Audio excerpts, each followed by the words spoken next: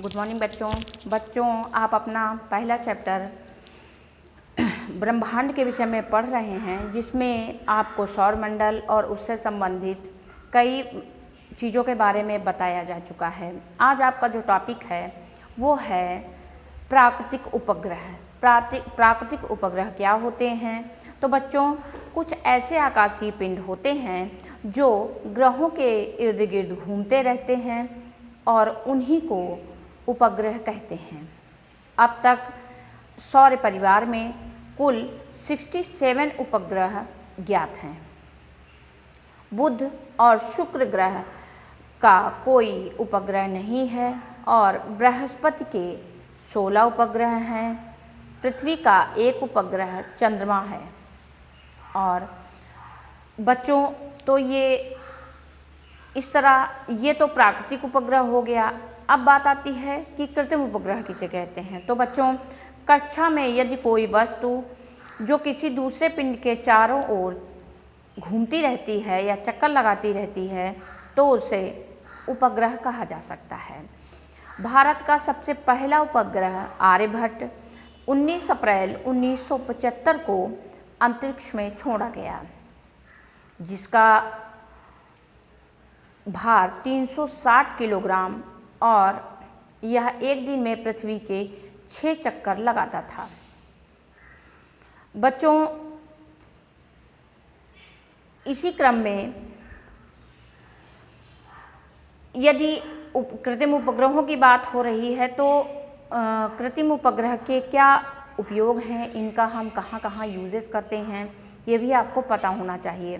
तो बच्चों, मानव निर्मित उपग्रह पृथ्वी के चारों ओर घूमते रहते हैं और हमें आने वाले मौसम की जानकारी देते हैं। इनकी सहायता से हम अन्य देशों में होने वाले दूरदर्शन प्रसारण को भी अपने देश में देख और सुन सकते हैं। उपग्रहों का उपयोग टेलीफोन संकेतों को भेजने में किया जाता है और आकाशवाणी तथा दूरदर्शन तरंगों का संचारण करने में भी इनकी सहायता ली जाती है। कुछ उपग्रह हमारे उन क्षेत्रों के विषय में भी जानकारी देते हैं जहां तक हमारा पहुंचना संभव नहीं है। वे हमारे खनिज संसाधनों की खोज में हमारी सहायता करते हैं। वे अंतरिक्ष में उपस्थित कुछ अन्य आकाशीय पिंडों के बारे में हमें जानकारी भी प्रदान करते हैं। अब बच्चों, आपको ग्रह उपग्रह कितने ग्रह होते हैं और उपग्रह कितने प्रकार के होते हैं, ये सारी चीज़ें आपको पता हो गई।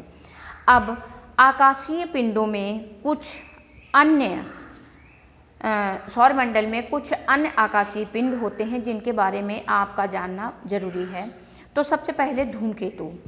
तो धूमकेतु गैसों और धूलों से बना हुआ एक समूह है जो आकाश में एक लंबी पूंछ वाले चमकीली गेंद की भांति दिखाई देता है। धूमकेतु की पूंछ सदा सूर्य की विपरीत दिशा में होती है। ग्रहों की भांति धूमकेतु भी सूर्य के इर्द गिर्द घूमता रहता है। धूमकेतु प्रत्येक 76 वर्ष बाद ही दिखाई देता है। पिछली बार यह 1986 में दिखाई दिया था। और इसी प्रकार टेम्पल टटल नामक एक अन्य धूमकेतु 17 नवंबर 1998 को दिखाई दिया था और यह प्रत्येक लगभग 32 या 33 वर्षों बाद दिखाई देता है। इसी प्रकार बच्चों, अब उल्का क्या होता है?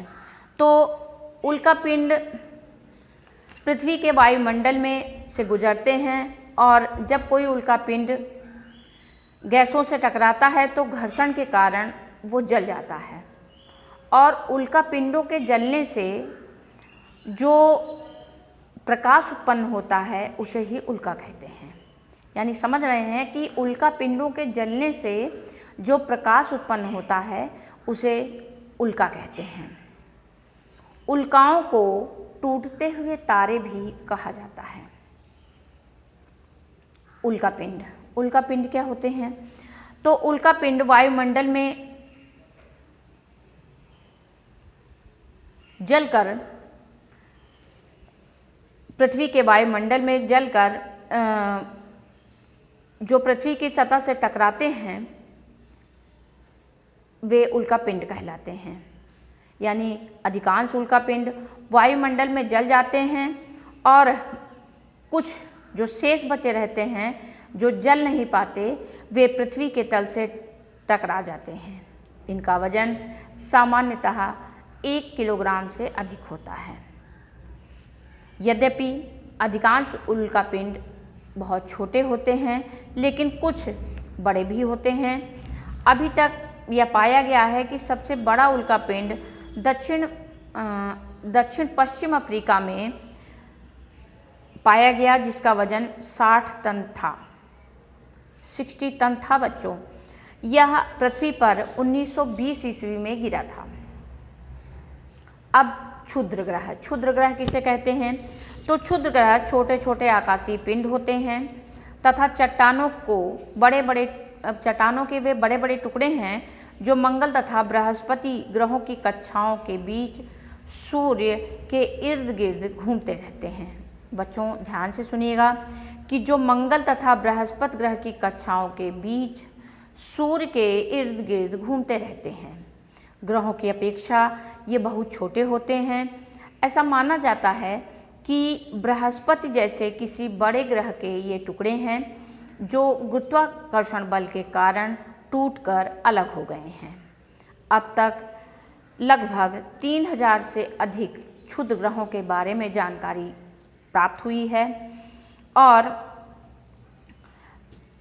इटली के वैज्ञानिक जी एस्टेरॉयड ने 1801 में क्षुद्र ग्रह की खोज की थी। और आपका ये चैप्टर ब्रह्मांड आज कंप्लीट हो गया है बच्चों। और कंप्लीट होने के बाद इसके जो मुख्य पॉइंट हैं उनको आप दोहरा भी लीजिए कि चंद्रमा पृथ्वी का एक उपग्रह है। चंद्रमा की कलाएं चंद्रमा, पृथ्वी और सूर्य की सापेक्ष स्थितियों में परिवर्तन के कारण दिखाई देती हैं। विज्ञान की वह शाखा जिसमें ब्रह्मांड के विषय में अध्ययन किया जाता है खगोल शास्त्र कहलाती हैं। पृथ्वी का सबसे निकटतम ग्रह सूर्य है। बच्चों आज का ये चैप्टर आपका कंप्लीट हो गया है। आपको इसके प्रश्न उत्तर आपके ग्रुप में भेजे जाएंगे। आप इसको अपनी फेयर कॉपी में अच्छे से उतार लेंगे। आज के लिए बस इतना ही। Thank you.